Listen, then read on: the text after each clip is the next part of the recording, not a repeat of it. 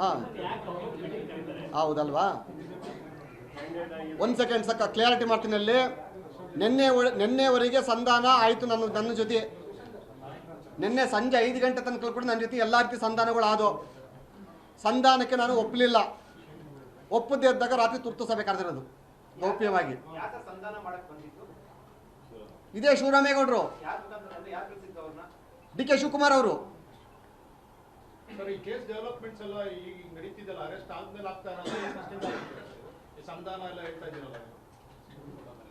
Sir ಇದಾ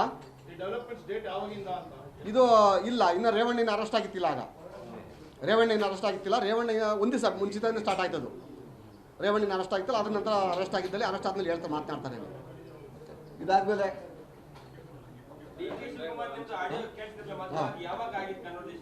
sir sir 4 ದಿವಸ ಯಾವ ಡೇಟ್ ನೋಡೋದು?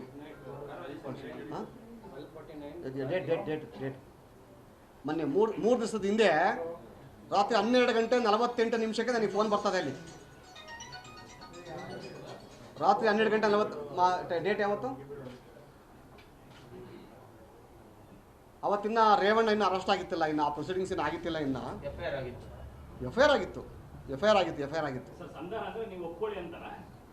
ಸರ್ ನಾನು ಅವ್ರ ಜೊತೆ ಕೈ ಜೋಡಿಸಿದ್ರಲ್ಲಿ ರಾಜಕೀಯ ತಿರುವು ಕಾಣ್ತದಲ್ಲಿ ಅವ್ರ ಗುರಿ ಹೊಂದಿರೋದು ಒಂದೇನು ಅಂತಂದ್ರಲ್ಲಿ ರೇವಣ್ಣ ಅವ್ರಿಗೆ ಸಂಬಂಧ ಇಲ್ಲ. ಅವ್ರಿಗೇನು ಅದೆಲ್ಲ ಕೌಂಟ್ಗಿಲ್ಲ ಅವ್ರಿಗೆ. ಅವ್ರ ಗುರಿ ಈ ಪ್ರಕರಣದನ್ನ ಅಂದರೆ ರೇವಣ್ಣ ಅವ್ರ ಕುಟುಂಬನ ಅಂದರೆ JDS ಪಕ್ಷವನ್ನು BJP ಜೊತೆ ಅಲೈನ್ಸ್ ಮಾಡ್ಕೊಂಡಿರೋದ್ರಿಂದ ಮೋದಿಜಿ ಅವ್ರದ್ದು ಇನ್ವಾಲ್ವ್ಮೆಂಟ್ ಇದೆ. ಇದು ಮೋದಿಜಿಯವರ ಹಸ್ತಕ್ಷೇಪ, ಮೋದಿಜಿಯವರ ಆಶೀರ್ವಾದ ಇದೆ ಅಲ್ಲಿ.